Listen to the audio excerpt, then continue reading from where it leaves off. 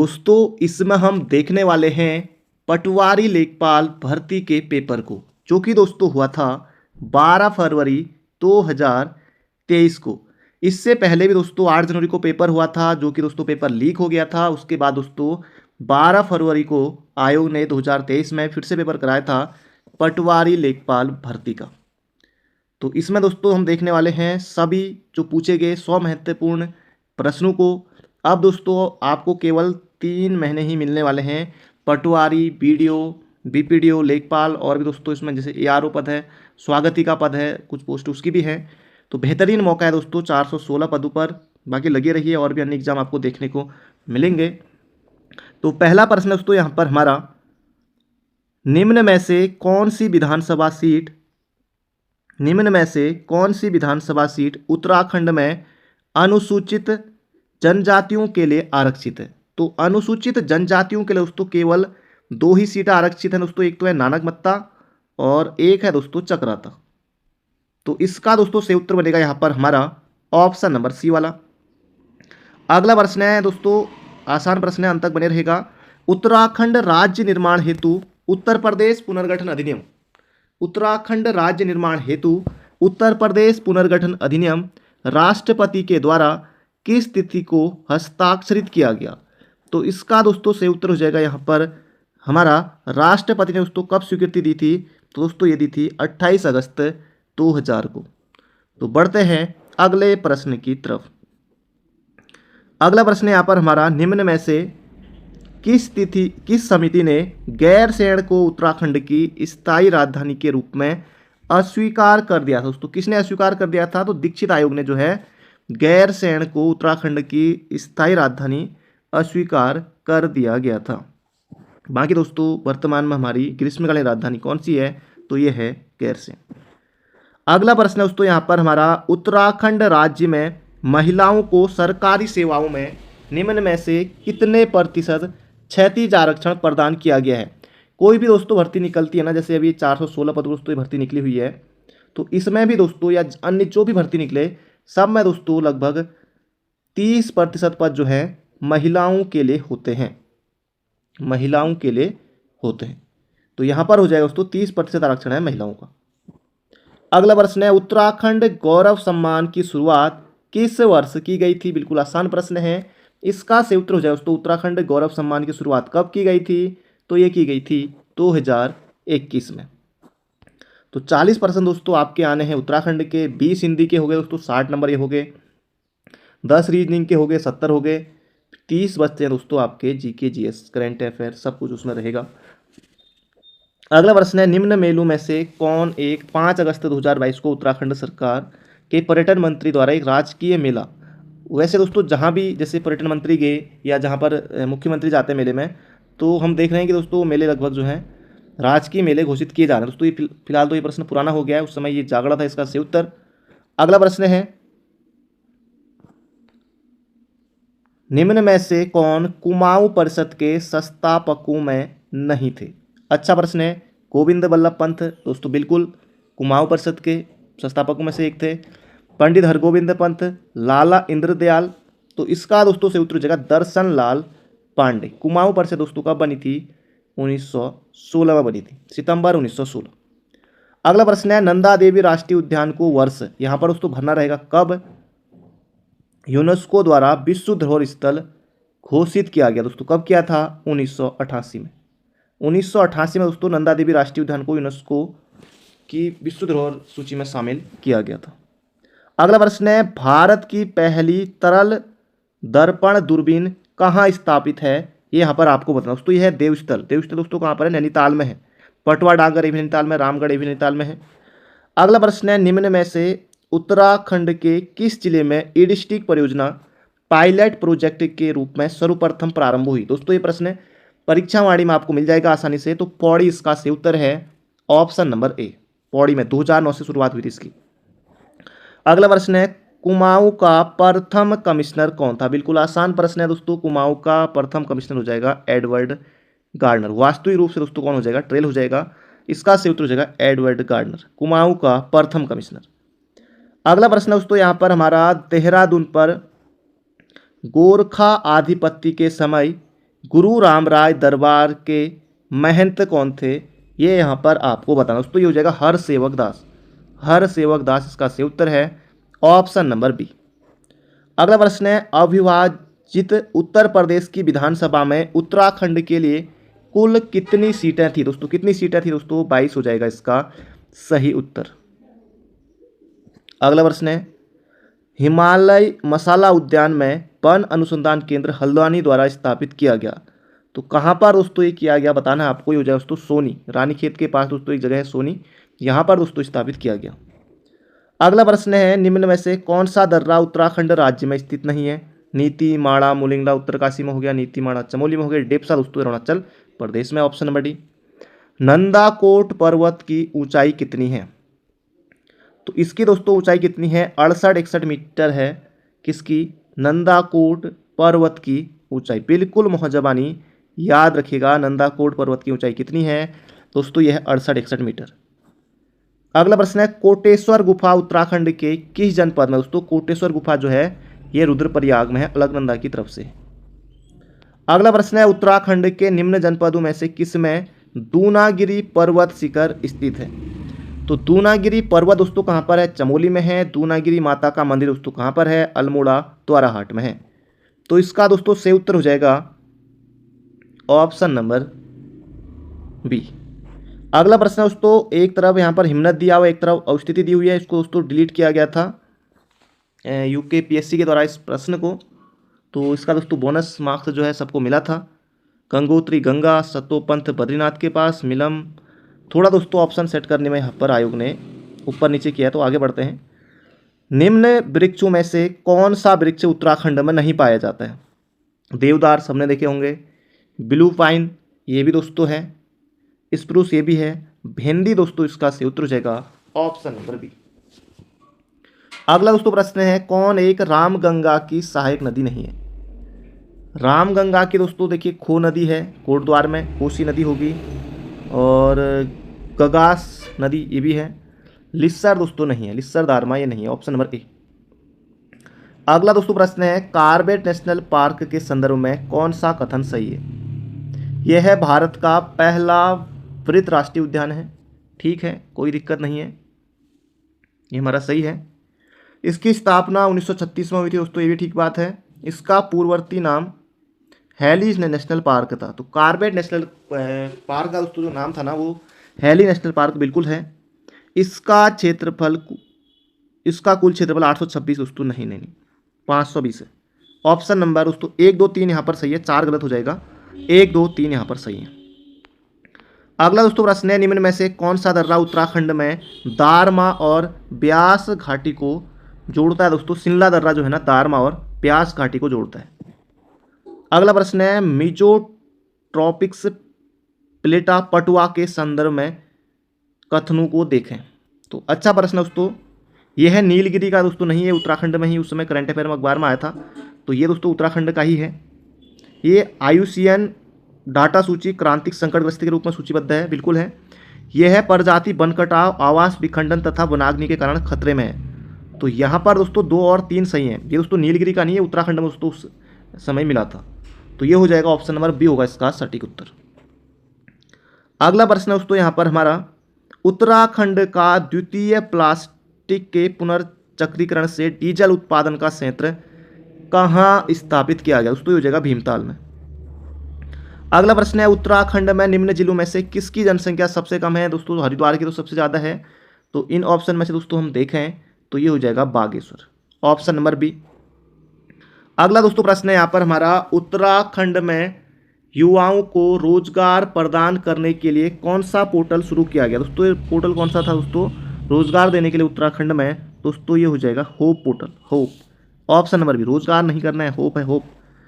अगला प्रश्न है, निम्न में से किस परमार शासक ने 52 गढ़ियों को गढ़वाल राज्य के रूप में संगठित किया था दोस्तों? 52 गढ़ों का, गढ़वाल के 52 गढ़ों का दोस्तों एकीकरण किसने किया था?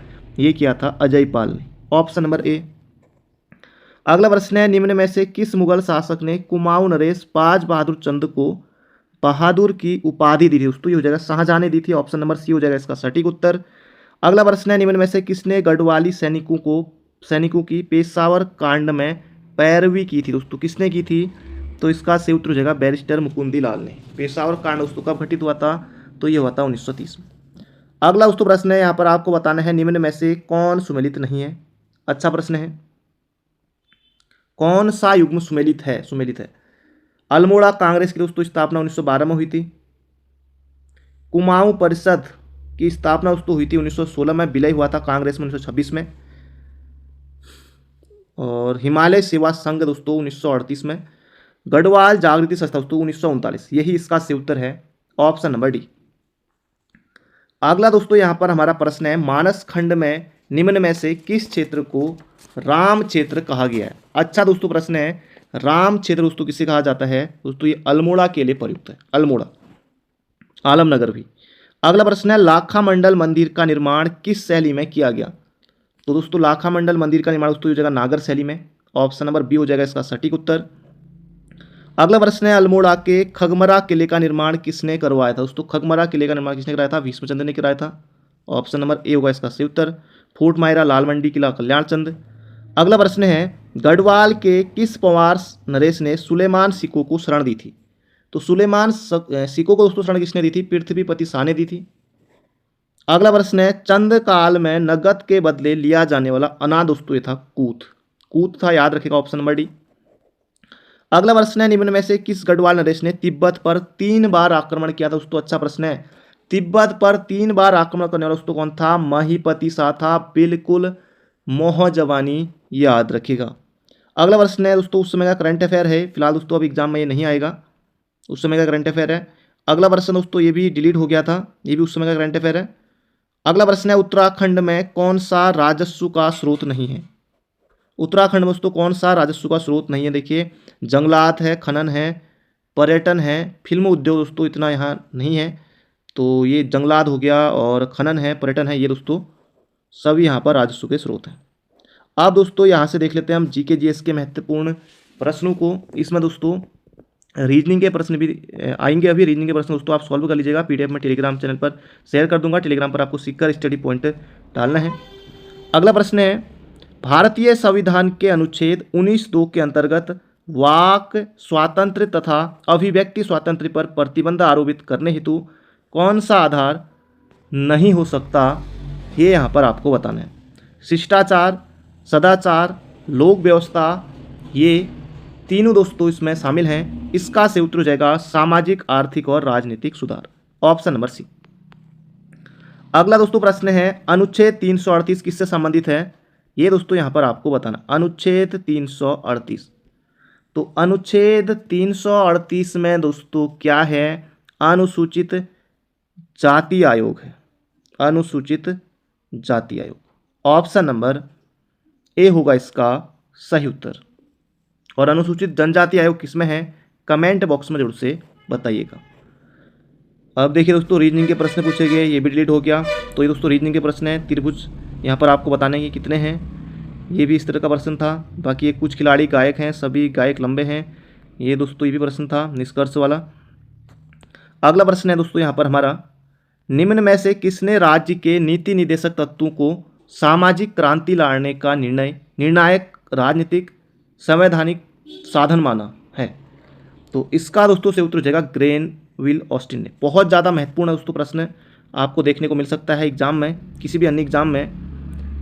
नीति निदेशक तत्वों को सामाजिक क्रांति लाने का निर्णायक राजनीतिक संवैधानिक साधन माना दोस्तों ग्रेनविल ऑस्टिन ने।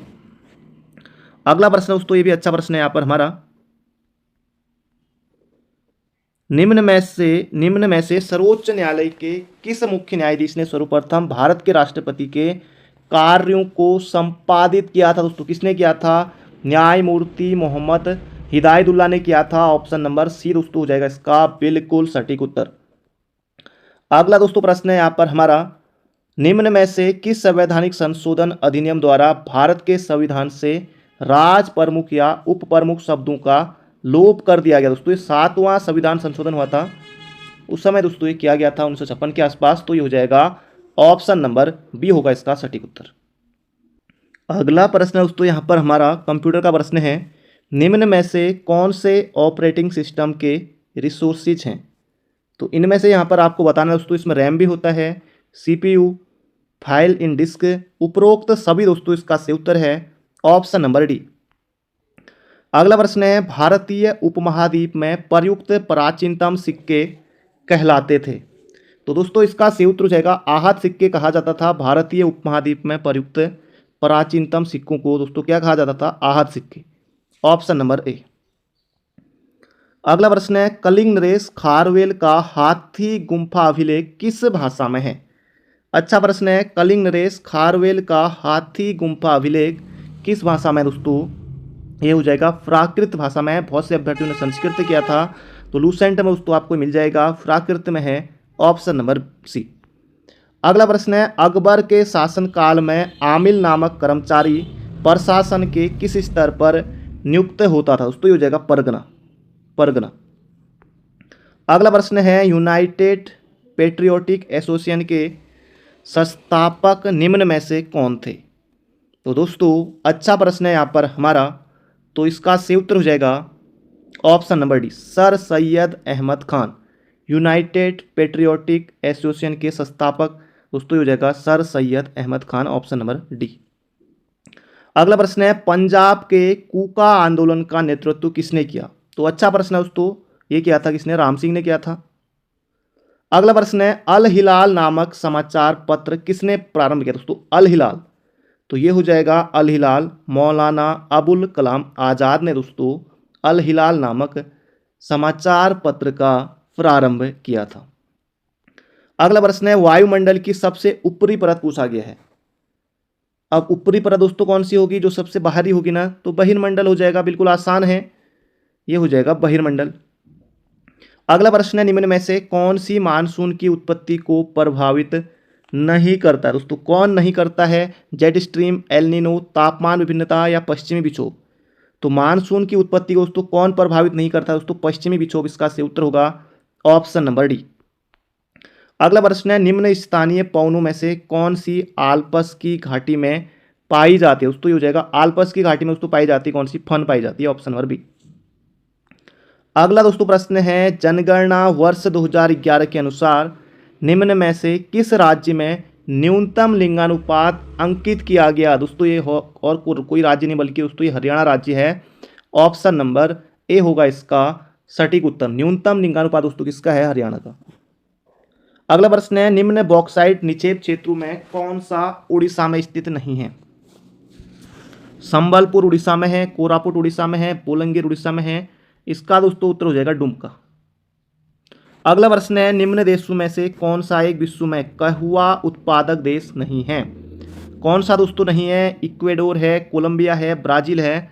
तो चिली दोस्तों इसका सही उत्तर है ऑप्शन नंबर डी। अगला प्रश्न है एल्गोरिथम की एक विशेषता है। तो एल्गोरिथम दोस्तों ये हो जाएगा गिनित। अगला प्रश्न है हाई लेवल लैंग्वेज में जो प्रोग्राम लिखा जाता है उसे क्या कहते हैं? दोस्तों उसे कहते हैं सोर्स प्रोग्राम। हाई लेवल भाषा में जो प्रोग्राम लिखा जाता है उसे दोस्तों सोर्स प्रोग्राम कहते हैं। अगला प्रश्न है ऑब्जेक्ट ओरिएंटेड प्रोग्रामिंग भाषा का उदाहरण है। ऑब्जेक्ट ओरिएंटेड प्रोग्रामिंग भाषा का उदाहरण है दोस्तों जगह जावा। अगला प्रश्न है अटल वयो अभ्युदय योजना किसके लिए है? तो दोस्तों ये किसके लिए है? दोस्तों ये वरिष्ठ नागरिकों के लिए है, अटल वयो अभ्युदय योजना। अगला दोस्तों प्रश्न है कोविड-19 महामारी के हालातों में भारत में कौन सा क्षेत्र सबसे कम प्रभावित हुआ और सकारात्मक वृद्धि भी दिखाई? तो कौन सा दोस्तों ये क्षेत्र है? दोस्तों ये हो जाएगा अपना कृषि क्षेत्र। अगला प्रश्न दोस्तों उस समय का करंट अफेयर है, ये भी 2022 का है, इसे भी छोड़ देते हैं, ये भी 2022 का है। ये नीरज चोपड़ा दोस्तों आप सभी को पता है, भाला फेंक से इनका संबंध है। ये भी दोस्तों उस समय का करंट अफेयर फिलहाल अब तो नहीं बनेगा। जगदीप धनखड़ दोस्तों जो हमारे उपराष्ट्रपति हैं किसको हराकर बने थे यहाँ पर पूछा गया था, तो ये हो जाएगा मार्गरेट अल्वा को। मार्गरेट अल्वा दोस्तों हमारे उत्तराखंड की भी राज्यपाल रह चुकी हैं। 14वें नंबर के उपराष्ट्रपति हैं कौन? जगदीप धनखड़ जी। ये भी दोस्तों उस समय का करंट अफेयर है। ये पशु रोग वाला ये भी करंट अफेयर है। अगला प्रश्न है भारत में लोक लेखा समिति के मित्र दार्शनिक एवं पथ प्रदर्शक।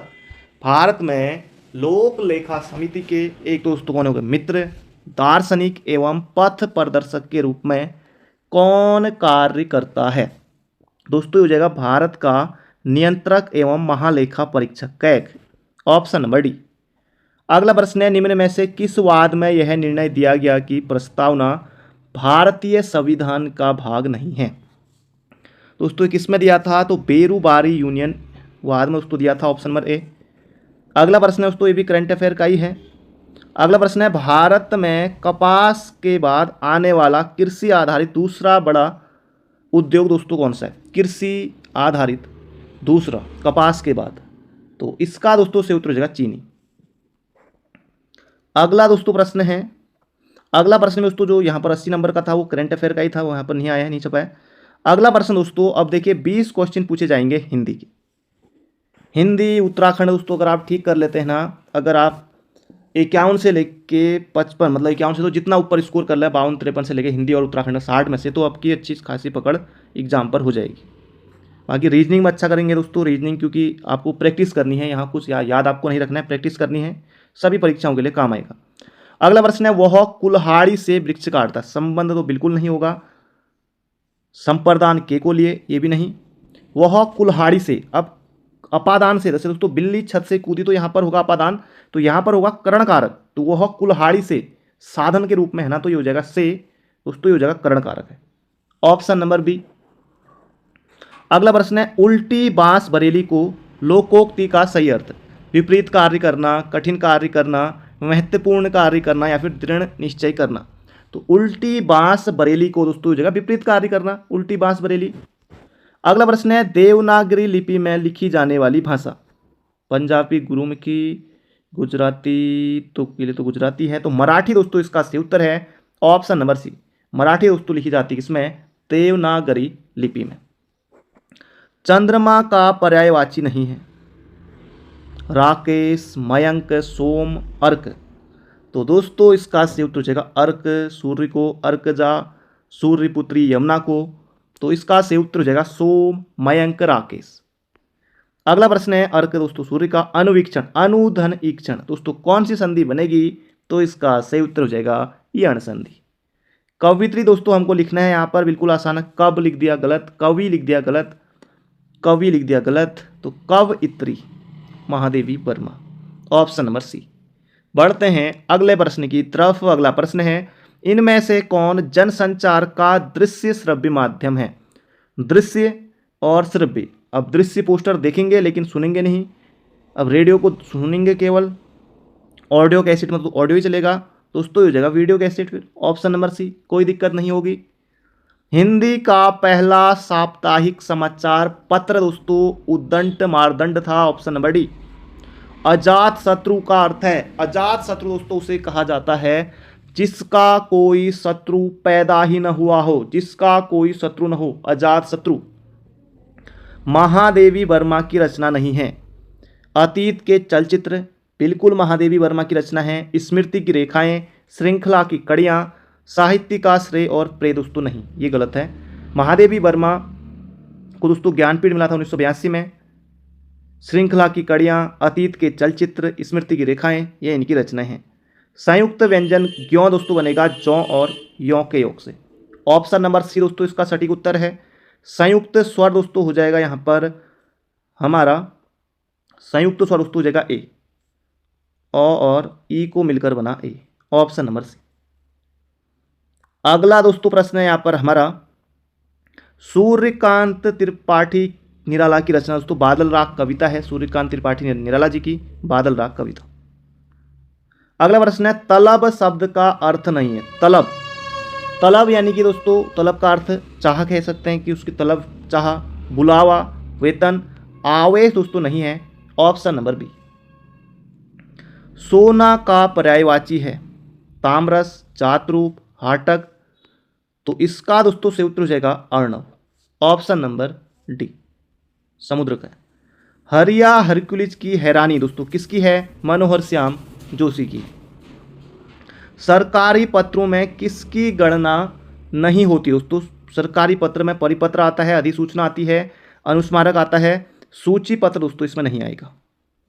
पार्श्विक व्यंजन दोस्तों हो जाएगा लौ, लुंठित हो जाएगा रौ, अंत्यस्थ व्यंजन योरो लौ, चौ हो जाएगा तालु, तालव्य, काव्य कीर्ति आवाज भी एक जगह है के रचयिता है। आवाज भी एक जगह है दोस्तों, मंगलेश डबराल, बहुत ज्यादा महत्वपूर्ण है। गलता लोहा शेखर जोशी। विपात्र उपन्यास गजानन माधव मुक्ति बोस। इनमें से अगला प्रश्न है, इनमें से कुमाऊनी की उपबोली है। अब इसमें दोस्तों कुमाऊनी में इसमें ऑप्शन आपको देता हूं मैं, एक तो सलानी है, खसपरजिया हो गया, नगपुरिया, लोहबिया, ये दोस्तों चमोली की हैं, और खसपरजिया हो जाएगी अल्मोड़ा की बोली है, कुमाऊनी बोली है, ये हो जाएगा ऑप्शन नंबर इसका दोस्तों, ऑप्शन तो यहाँ पर नहीं दिखाई दे रहा है, तो खसपरजिया याद रखिएगा, कुमाऊनी बोली की बोली। तो ये थे आज के महत्वपूर्ण प्रश्न। बाकी मिलते हैं बहुत जल्दी एक नई वीडियो में। Thank you friend, thank you so much. तैयारी करते रहिए, लगे रहिए।